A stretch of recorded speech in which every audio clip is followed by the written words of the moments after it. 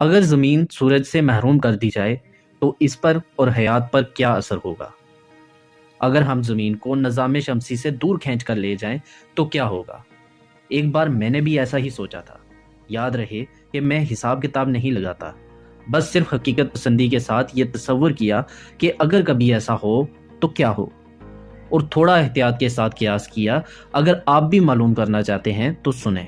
فرض کیجئے کہ کوئی سورج کو بجھا دیتا ہے یا زمین کو سورج سے دور لے جاتا ہے، تو یہ ایک آغاز ہوگا ابتدائی رات کا، ایک نہ ختم ہونے والی رات کا۔ چلیے دیکھتے ہیں کہ اس کے بعد کیا ہوگا۔ پہلے ابتدائی دنوں میں کچھ زیادہ نہیں ہوگا۔ رات کی شروعات ہو جائے گی، چیزیں ٹھنڈی ہونے شروع ہو جائیں گی۔ جب رات کبھی ختم نہیں ہوگی تو چیزیں مزید ٹھنڈی ہونے شروع ہو جائیں گی۔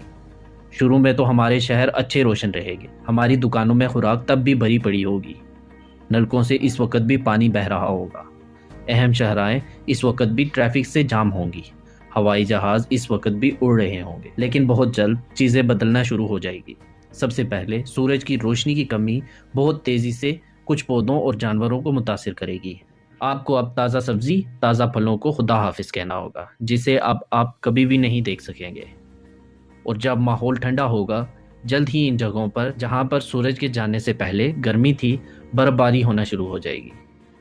چند ہی ہفتوں کے دوران زیادہ تر پودے سفید ہو جائیں گے، میٹھے پانی کے دریا اور جھیلیں جمنے شروع ہو جائیں گی، باہر کا درجہ حرارت تیزی سے ٹھنڈا ہونا شروع ہو جائے گا۔ حرارتی علاقوں میں لوگ بہت ہی بڑی اور خوفناک تعداد میں حرارت کی کمی کی وجہ سے مرنا شروع ہو جائیں گے۔ غربت اور عوام کی بنیادی ڈھانچے صرف مسائل کو بڑھائے گا۔ سرد آب و ہوا میں رہنے والے لوگ جیسا کہ یورپ یا کینیڈا کچھ عرصے تک تو نمٹ سکیں گے۔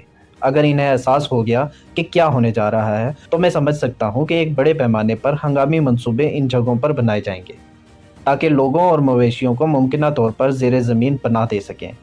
ہم کچھ عجیب موسموں کے نمونے دیکھیں گے۔ براعظم مسلسل خارش ہوتی ہوئی حرارت کی وجہ سے ٹھنڈے ہو جائیں گے، تاہم سمندر حرارت کے بڑے ذخیرے ہیں۔ ہم اس وقت کشنم ہوا براعظم تک پہنچے گی اور زیادہ سے زیادہ برف کو گرائے گی۔ عجیب موسموں کا مشاہدہ ہوگا جب نسبتاً بلا شبہ زمین گردش کرنا جاری رکھے گی، لہٰذا کچھ ہی چشمے جیسا کہ دہاریاں تب بھی موجود ہوں گے، اگرچہ ان کو مزید شمسی حرارت نہیں مل رہی ہوگی، بلکہ صرف خشکی اور سمندر کے درمیان درجہ حرارت کے فرق سے چل رہے ہوں گے۔ چند ماہ کے دوران سمندر جمنا شروع ہو جائیں گے، لیکن ایک مرتبہ جب یہ جمنے کا عمل سنجیدگی سے شروع ہو جائے گا تو یہ سمندروں اور ان میں ذخیرہ ہوئی حرارت کے ساتھ برف کی پرت سے ڈھک جائے گا۔ سطح اب بغیر رکاوٹ کے ٹھنڈا ہونا جاری رکھے گی۔ اگلے چند ہی مہینے میں جب درجہ حرارت لگ بھگ 80 سینٹی گریڈ تک پہنچ جائے گا، تب کاربن ڈائی آکسائڈ کی بارش برسنا شروع ہو جائے گی۔ جب یہ سبز خانے کی گیس کرۂ فضائی سے نکل جائے گی تو ٹھنڈے ہونے کا اثر اور مؤثر ہو جائے گا۔ سطح اب ہلاکت خیز ہو جائے گی، یہاں تک کہ ان کپڑوں کے لیے جو ہم نے آرکٹک کی کھوج کے لیے بنائے تھے، اب اس وقت تک کوئی بھی زندہ حیات بشمول انسان کے سطح پر باقی نہیں رہیں گے۔ سمندروں پر الگ ہی معاملہ ہوگا، وہ حیات کو سہارا دینا جاری رکھیں گے جیسا کہ عارضی حرارت۔ تاہم اس وقت تک صرف زندہ باقی انسان وہ رہیں گے جنہوں نے مناسب پناہ گاہیں بنا لی ہوں گی، اور غالباً چند ہی نیوکلیائی طاقت سے چلنے والی آبدوز کا عملہ۔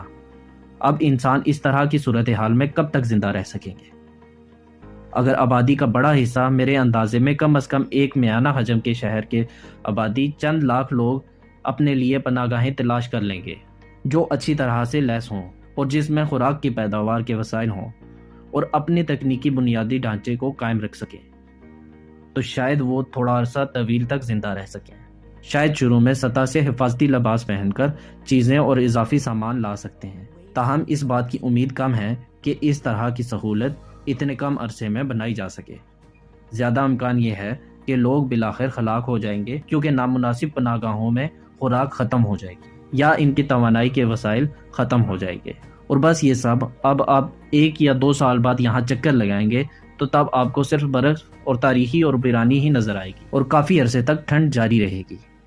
بالآخر کرۂ ہوائی میں نائٹروجن اور آکسیجن بھی منجمد ہو جائے گی، تاہم اس میں طویل عرصہ لگے گا، شاید دہائیاں، تاکہ درجہ حرارت کو 200 سینٹی گریڈ کے قریب تک ٹھنڈا رکھ سکے۔